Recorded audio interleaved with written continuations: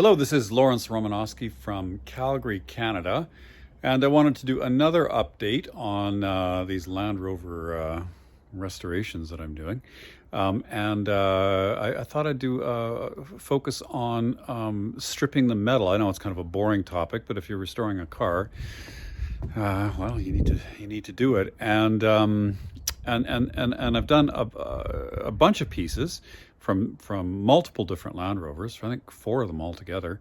I've tried different methods, including chemical stripping and acid dipping, sandblasting, etc. So I thought I'd go through that with a bit more detail with you and show you what method I think is the best use for what kind of part. So hopefully you'll find this interesting. Please like and subscribe if you find the content useful. I'll turn this camera around. Now, if you're restoring old Land Rovers, you're going to wind up taking them apart. Your pieces will look like this. They could have a very interesting assortment of paints on the middle. This is not, sadly, atypical. Okay, so here's parts that I've taken off old Land Rovers, and you can see it's a pretty ugly mess, and you can see the corrosion in them. Sometimes it's just eating away the metal. Some pieces, you see the electrolytic corrosion there. And then you have to get all this stuff and you have to get it all cleaned up and then fixed one way or the other, and then put on the Rover.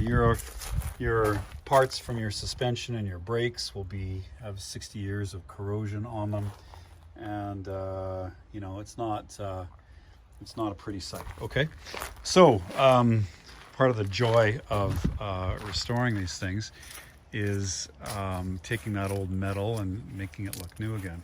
Okay, so you're looking at a couple of Land Rovers here. This is a 1961 short wheelbase, 88, and this is a 59 109. And you can see the various finishes on the metal, and there's different metals. There's steel and aluminum, etc. Okay, so let's go through how I treated each of these parts. Well, first of all, with the steel, anything that could be galvanized on a Land Rover, I did galvanize, and you can see this one has the front bumper, the winch plate, the frame, the front grille panel, the bulkhead, and then you can see inside all of the galvanized cappings that have all been galvanized. Some of the aluminum pieces, like these vent flaps here, like the seat box, like the hood, well, those will be painted. Okay, and then I've done all the hinges, the bracketry, the different fittings for the bulkhead, and show you in here.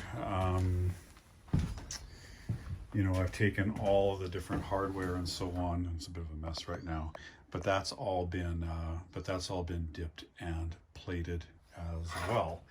After it gets plated, many parts are painted. Some, like all the cappings and so on, again, are galvanized. And how do you make those types of decisions? Okay, well, let's talk about stripping the metal in the first place. You can sandblast it, okay, or bead blast it, or media blast it. You can use sand or plastic, or you can even blast it with water with a media. This is what happens to the metal, and this is a low pressure sandblast, is you get this dull gray finish, and those are of course minute pits on the metal from the sand. Now the aluminum of course would start life, looking, sorry about the pine needles, very shiny, and so then when you blast it, it gets this dull finish. This piece here was acid dipped. Okay, so this is a lot closer to what you'd get when the metal was new. And it preserves the finish a little bit. So the only problem, and the acid dipping aluminum seems to work really well. I'm really pleased with what came out, because sometimes if the pressure's too high, it can make the aluminum, like, you can really see the texture of the grains of sand on it. And that's why it's imperative when you sandblast aluminum, all this is to use a really low pressure. Okay, it turns out that it's easy to paint because the rough surface gives good paint adhesion. So if something's coming out from being sandblasted and it's immediately being painted, it actually works out pretty well. When you acid dip steel, like I did with this grill panel here, what happens is it comes out really, really nice, almost like new. You can see there was some corrosion on this panel where it's pitted, but all the rust comes out, and this piece will be galvanized. The problem with it is that it will rust instantly just from the moisture in the air. So this piece, untreated after it's acid dipped, I mean, will turn orange in a matter of hours. And so after you acid dip steel, then you've really got to coat it with some form of oil, or pickle it, as they say, so it won't rust. And that oil, of course, needs to be taken off when you do want to paint it. So it sort of adds another step to the restoration, where you have to take this piece of steel and now you've got to wash it and dry it and get all the oil out of it. Otherwise the paint will not adhere to the steel. But it comes out very nice. So I was impressed with that. Also, these other pieces here, these are seat brackets and so on, they were acid dipped as well. And I mean, these pieces come out just like almost look new. Okay, so I was really, really pleased with that. If you were taking aluminum and polishing it, which is what I want to do with the hood, then acid dipping would be the way to go, because you've got a lot less work to polish something that isn't pitted with something that is. Okay, so next then we have to decide, well, okay, so that's how you've stripped it. And now when you strip it, you can either galvanize it, or you can electroplate it, or you can paint it, or you can polish it and leave the bare metal. So for this Rover, it's going to be look a little bit different here. I elected to just galvanize and leave it with a galvanized finish. Of course, the Rovers have galvanizing, from the factory.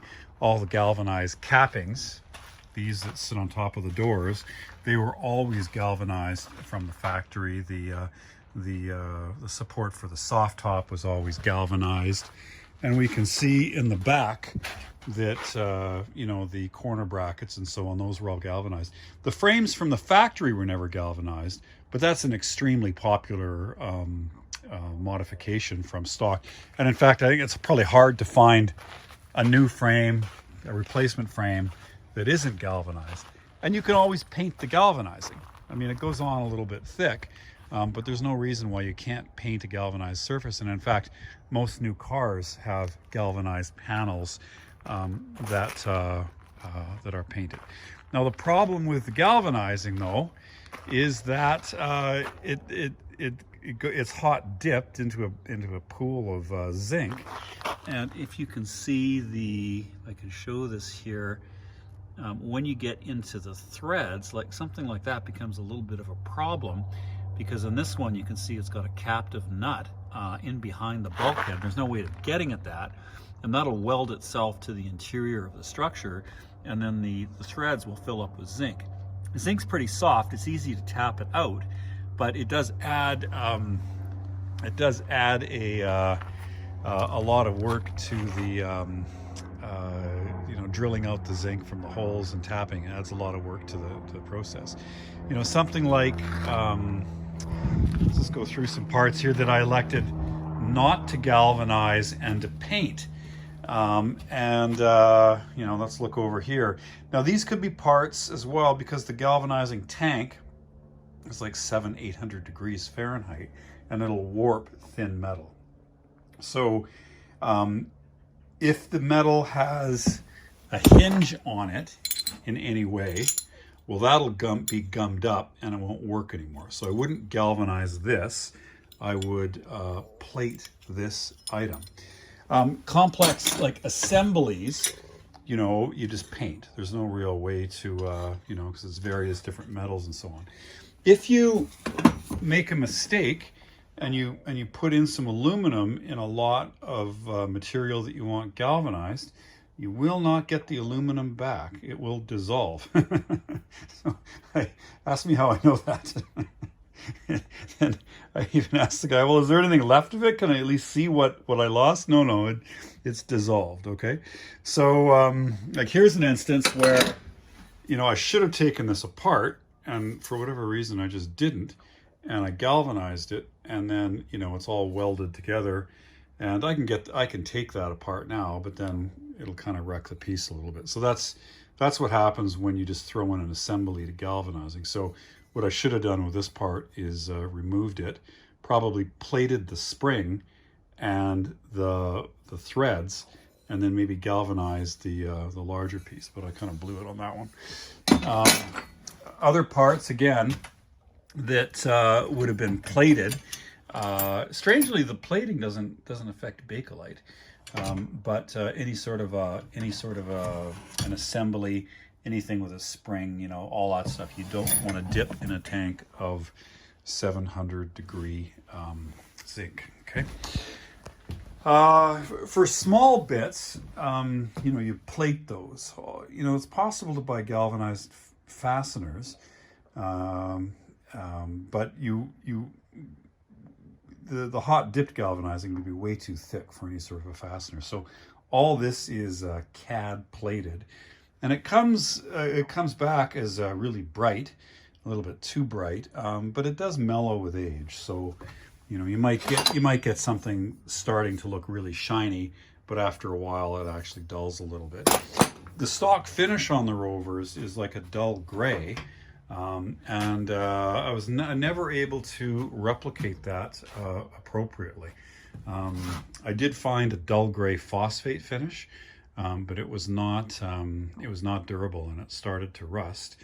I have a little bag of genuine fasteners somewhere that I could show you. Maybe I can't find it. Oh yeah, here you go. So if you want to look at,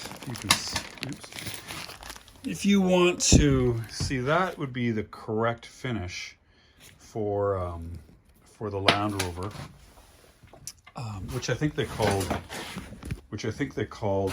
sheridized, and you can see how it would be different considerably than the stock finish. So this is an OEM. This is an NOS piece of hardware with a sheridized dull gray finish. That is clear. That is silver CAD, and so it's quite a bit different. And it might dull a little bit to look like this. It's still not going to look like the original one, but I cannot get that, at least in this area. I can't find it. I don't know how to replicate that so that it's actually, that it won't rust. Okay, so I'm making do with these for now. Okay. So to sum up on it, if I have a piece of steel that I want to paint, I would probably sandblast it first, and either galvanize it or just spray it. I would galvanize it if it's a thicker piece of steel, and particularly if it needs a lot of rust protection and is exposed to the elements and is a larger piece. Keep in mind there's a huge industrial tanks. You can't give these guys a bunch of tiny little fasteners. So hope that was somewhat helpful. I did learn a few things doing all these cars in different methods, and hope that you found that useful. Please like and subscribe. Thank you very much, Lawrence Romanosky. I have this blue 109 almost done, and then I'm going to be working on this one. I'll continue to give you updates on both cars. Thanks a lot. Bye-bye.